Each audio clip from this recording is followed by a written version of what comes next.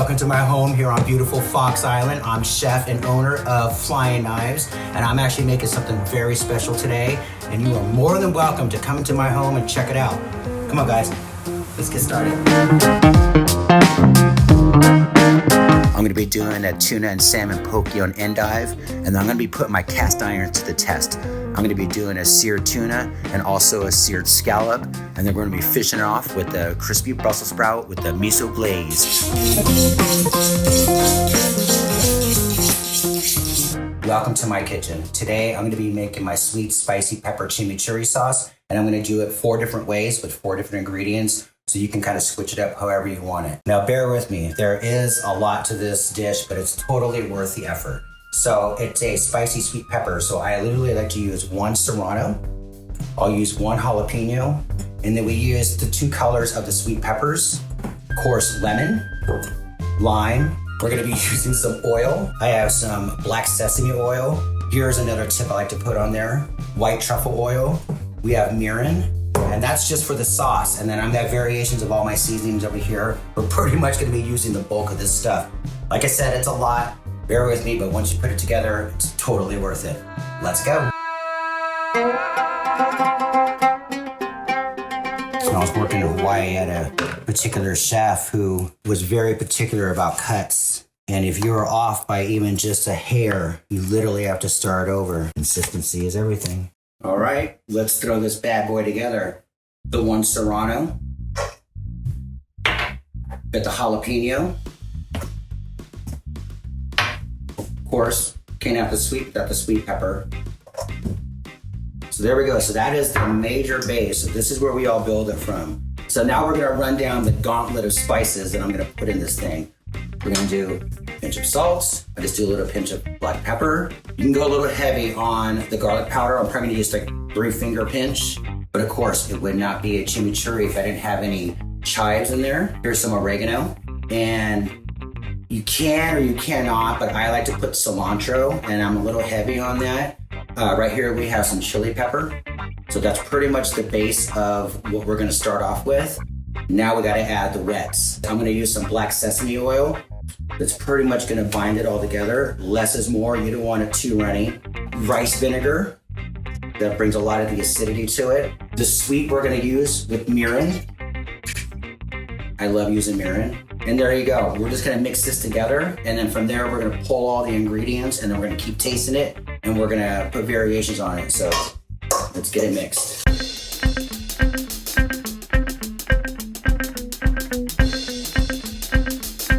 Give it a taste.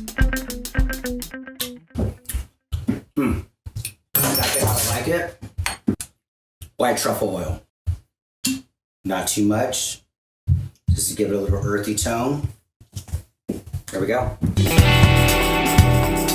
Endive tuna poke. Pretty easy. So we're gonna start off the base on the bottom with some micro cabbage, and that'll be the base because we want to put the endive on top of that, because the endive is a little bit like sideways like a boat, so it can capsize over, and that'll hold it steady. And we just basically add the poke in there, and since we have the chimichurri sauce ready to go, we'll just drizzle a little bit on top. And then we'll finish on top with a little bit of seasonings, a little bit of lemon wedge. We'll assemble it into the endive, and then we'll finish it off with one of my favorite things, dried seaweed.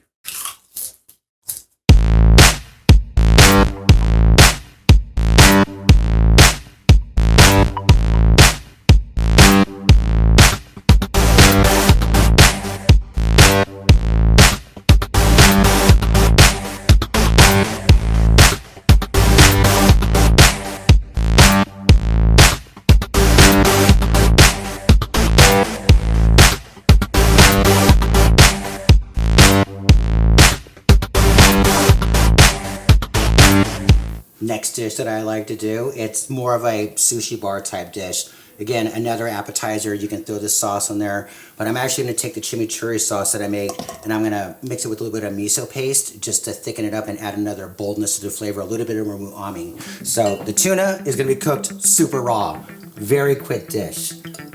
I like to use cast iron cooking sometimes. I'm not always just a Teppanyaki chef. And while that's cooking, morel mushrooms.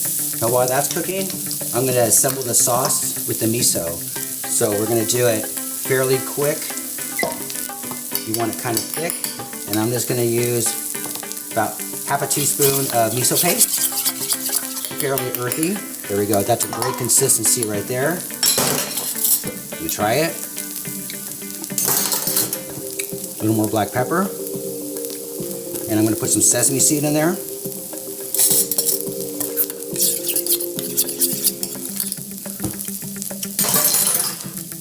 By this time, tuna should be fairly charred on the other side. Watch. Perfect char. You only want to char the outside. Put a bit more oil in there. Really good. This will absorb a lot of the oil. The Northwest morel mushrooms. There you go. A little bit of salt. Assembly happens really fast because once this tuna gets seared on that other side, we're going to do some thin slice cuts and then we're going to assemble it on the plate, and it happens really fast in real time. You have about like a minute and a half to get it on the dish and onto the plate, so time is of the essence.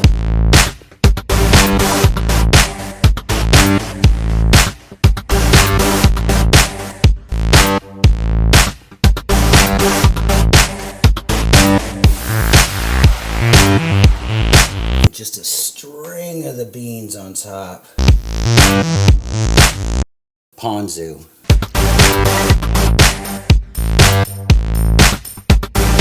I'm going to put a little sesame seed on top of that, and there you go. Seared tuna with spicy sweet pepper chimichurri sauce, morel with a little bit of miso glaze.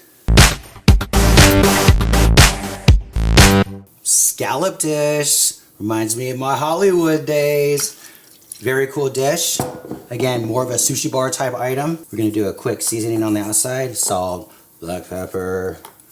And this is very crucial when you're doing cast iron cooking. You want that oil to be smoking before you put it on there. Especially with scallops, they're pretty cold. As soon as you put it on there, it kills the temperature of the grill, just like teppanyaki.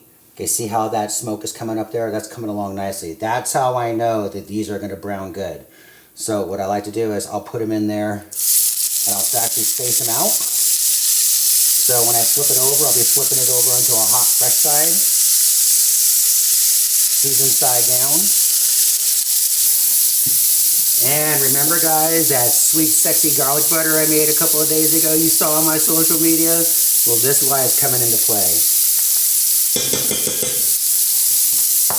The garlic butter is going to finish this off nicely.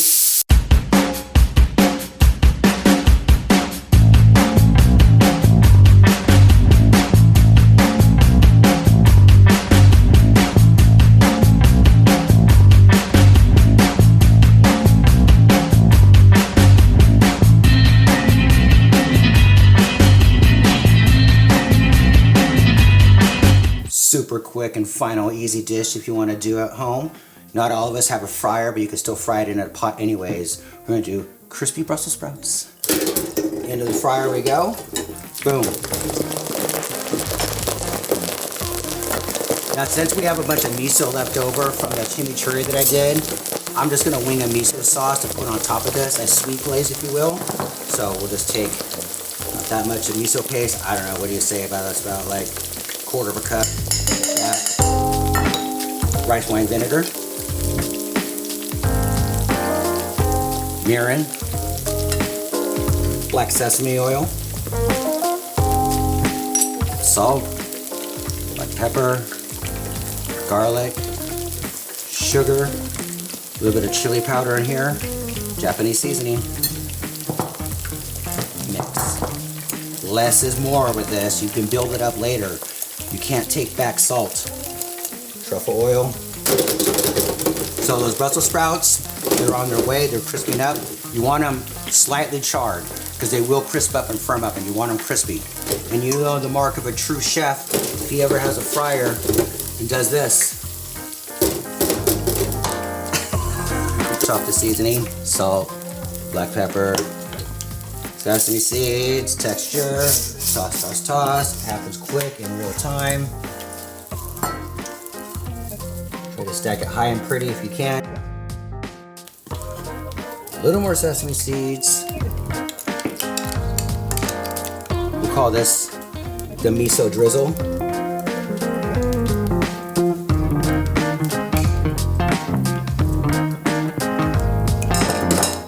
Awesome. Finish it off. So we make good use of those micro cabbage.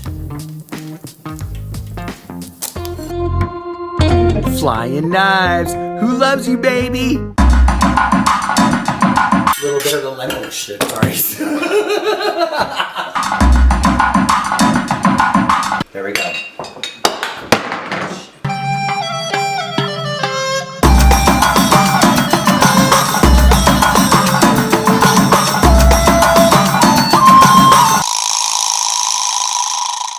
Less of that shot.